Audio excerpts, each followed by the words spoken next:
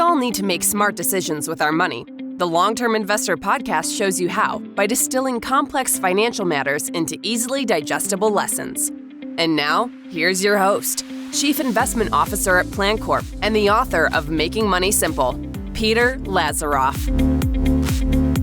Welcome to the Long-Term Investor, proud member of the Retirement Podcast Network. Today, we're exploring a significant and often misunderstood topic, the U.S. national debt. With the current debt sitting at about $34.6 trillion as of this recording, many may wonder if this signals an impending crisis. Let's break down what this figure means and explore the broader implications. And as always, you can find detailed show notes and resources related to this episode at thelongterminvestor.com. Now, I'm going to start with some definitions because I often hear people getting the national debt confused with deficits and the debt ceiling. Simply speaking, a deficit is the amount in which a government spends more than the revenue it brings in for a given fiscal year. When people say we need to reduce the deficit, what they're suggesting is that we either need to spend less, whether that's on roads or defense or social programs, or they're suggesting that we need to generate more revenue, most likely in the form of higher taxes. To pay for a deficit and cover the revenue shortfall, the government borrows money issuing treasuries. The national debt, that is the accumulations of past deficits and surpluses, as well as any of the associated interest owed to treasury bondholders. In other words, the national debt is the amount of money the federal government has borrowed to cover the outstanding balance of expenses incurred over time. You could think of the national debt being similar to a person using a credit card for purchases and not paying off the balance each month. The cost of purchases exceeding the amount paid off represents a deficit, while the accumulated deficits over time represent a person's overall debt. But the parallels between government finances and household finances end there. In fact, understanding the flawed nature of comparing the U.S. government's finances to household finances is one of the most important takeaways for this episode. But I think we need to cover a few more basics to understand why. We know what the national debt is, we know what the deficit is, and we know how they're different. And while our country's total outstanding debt makes for really eye-catching headlines, the dollar amount of debt is generally viewed as less important than its proportion to the country's gross domestic product, or GDP, which is the economic term for economic growth. And so people are going to look at the debt to GDP ratio because a country's tax base grows alongside its economy, meaning that it increases revenue that the government could raise to service its debt. Now, as of the close of the fourth quarter of 2023, the U.S. national debt to GDP ratio was 121.63%, and Investopedia has a really nice chart showing the history of this ratio, which I've shared in the show notes at thelongterminvestor.com. And this is a high ratio, and many expect it to increase as the baby boomers, they're going to continue to retire and begin collecting Social Security and Medicare. Some people will exclude the debt held by those trusts that fund Social Security and Medicare when evaluating this debt to GDP ratio because the interest our government owes on those Treasury securities is to itself. Next week, I'm going to be covering the state of Social Security's finances and how it impacts financial planning for people at different life stages. So I'll explore that a little bit further when discussing that topic.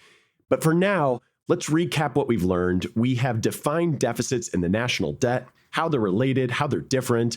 We've introduced the ratio of debt to GDP, which most people place greater weight in than the total amount of total outstanding national debt. One final thing before moving on to what I think is the really good stuff, and that is the debt ceiling. The debt ceiling is the total amount of money that the United States government is authorized to borrow to meet its existing legal obligations.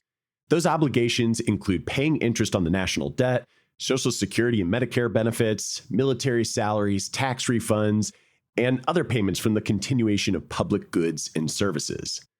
The debt ceiling is different than the budget, which Congress passes every year, and the budget includes spending on these items I've just mentioned, as well as many others.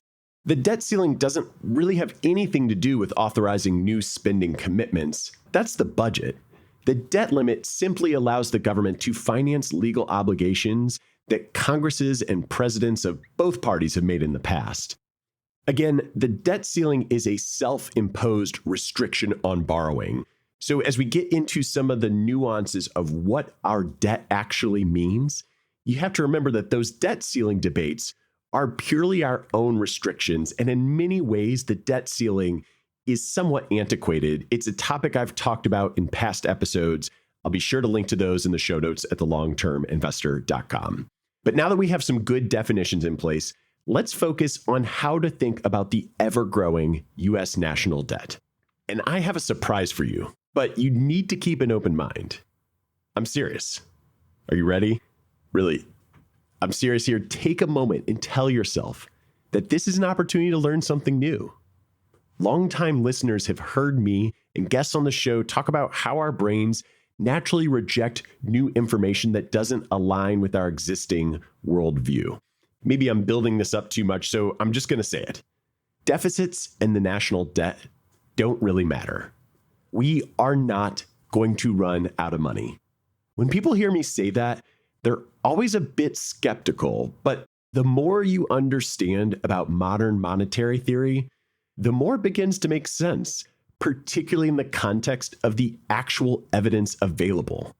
The orthodox economics that was taught to you when you were in school not only conflicts with the actual evidence, but hasn't been relevant since the United States ended the gold standard in 1971, severing the link between the US dollar and the value of gold.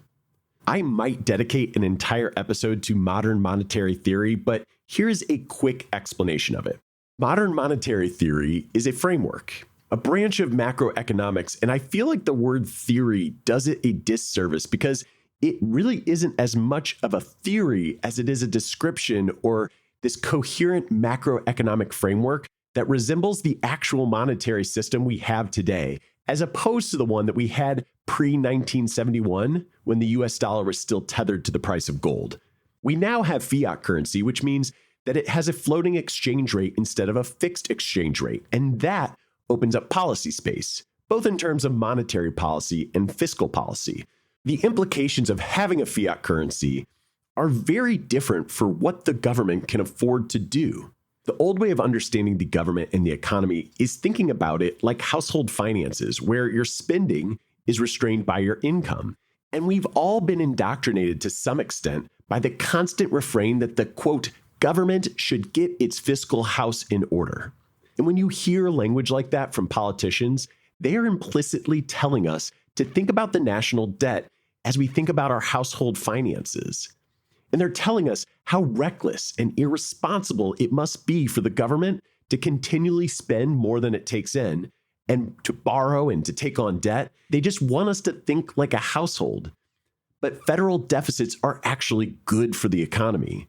To understand why, you have to think in aggregate terms. So let's start at the simplest level. Imagine the entire economic and financial system divided into two buckets. One bucket has the words government finances on it, and the other says non-government finances. We know that when a government runs a deficit, that means it's spending more dollars than it's bringing in. So in the two bucket system where the government is running a deficit, that means it has less money in its bucket than it started with. And there's really only one other bucket that money could have gone to. And yes, you got it. You are a quick learner. That's the non-government bucket. When the federal government runs a deficit, that means the non-government has a surplus. Or said another way, a deficit is good for someone other than the government. Like I said earlier, this isn't theory. This is math. This is an accounting identity that I've just described. It's an irrefutable statement and something you can actually see coming out of the national income and product accounts and can be seen in the flows data. I mean, think about it. How else could it work? If the government spends $100 and only collects $90 in taxes from the non-government sector, somebody in the non-government sector gets $10. And again, you can see this in the real data. It's a one-to-one relationship. The flip side of it is that if the government is running a surplus, the non-government sector is running a deficit. Are you still with me? Because I have never wanted more on this podcast to have a piece of paper to draw this on for you. So go ahead and click the rewind button a few times to listen to that again so that you can visualize it. Because a fiscal deficit, a government deficit, works like a leaf blower. It's blowing dollars out of it and onto someone else's balance sheet. And when the government's budget is in surplus, it's the opposite. It's more like a vacuum, siphoning dollars off our balance sheets. It's important to internalize this to be convinced that deficits are actually good for anyone that isn't the government. But you may still ask, how are we going to pay back all that money? How is it that the national debt, the accumulation of all of our past deficits and surpluses, how is it that it isn't something to worry about? After all, I did initially compare the national debt to having a credit card where you don't pay the balance each month. The shortest version of this is simply that the federal government doesn't have to budget like the rest of us because it can print its own currency. This was a big discussion point in the last episode where we were discussing the US dollar's status as the world's dominant reserve currency. I've linked to that in the show notes. You can also just click back one in your podcast player. But this is the essential fact underpinning the ideas I've laid out thus far. The US federal government is the sole manufacturer of dollars. Being the monopoly issuer of the US dollar gives our government some very unique abilities as long as they promise to never convert the currency into something they could run out of, like gold or another currency. And they also have to promise not to take on debt denominated in a currency other than their own. This is actually what happened when Greece was running into some issues following the great financial crisis. It's all really because they stopped issuing the drachma in order to use the euro. They gave up their monetary sovereignty, and they couldn't simply print money to repay their debts. Instead, they were forced into the very situation people mistakenly use to scare us in the US about our debt. Because the United States, on the other hand, can always pay its bills because they can simply create money out of thin air. In fact, I have a quote that I remember jotting down from Fed Chairman Ben Bernanke, who was once pushing back on the idea that taxpayer dollars were what bailed out Wall Street during the financial crisis. And he explained, quote, "The banks have accounts with the Fed. We just use the computer to mark up the size of the accounts," end quote. All it took was a few strokes of the keyboard. Similarly, America isn't dependent on foreign countries for financing, which is a pretty common thing I hear from people. All the time I'm hearing we're dependent on China to finance our elaborate national spending. But that just isn't so. China runs giant surpluses. And so let's go back to the two-bucket system. But this time, one bucket is China's government, and the second bucket is literally everybody else in the world. When China runs surpluses, that means they're selling goods and services to other countries, acting more like a vacuum than a leaf blower and sucking in money that's denominated in currencies of those running deficits. And when China has US dollars, they have a choice. They can hold those dollars, they can sell those dollars, or they can trade them in for interest-bearing versions of the US dollar that we have all now come to know as treasuries. Yes, those treasuries pay interest, but again, the US can print money to cover that interest cost. Now, I'm really teetering on the edge of a deep dive on modern monetary theory, so I'm going to stop there and really just say, in short, the US cannot run out of money because it can print as much money as it needs. And as a result, deficits and the national debt don't really matter. The risk of default is effectively zero. But here's the thing, as you economic wonks know, there is consequence to printing too much money, and that's inflation. Once you recognize that the federal government faces no purely financial constraint, then people usually start to think about the government spending to infinity. But there is this inflation constraint. The limit is basically our economy's ability to safely absorb whatever new spending Congress authorizes.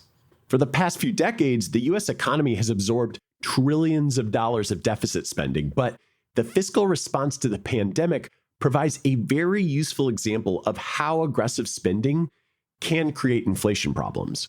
So looking at deficit spending, in fiscal years 2020 and 2021, the U.S. federal government ran an accumulated deficit of nearly $6 trillion, more than the cumulative deficit from the previous 8 years combined, data that I have up on the longterminvestor.com.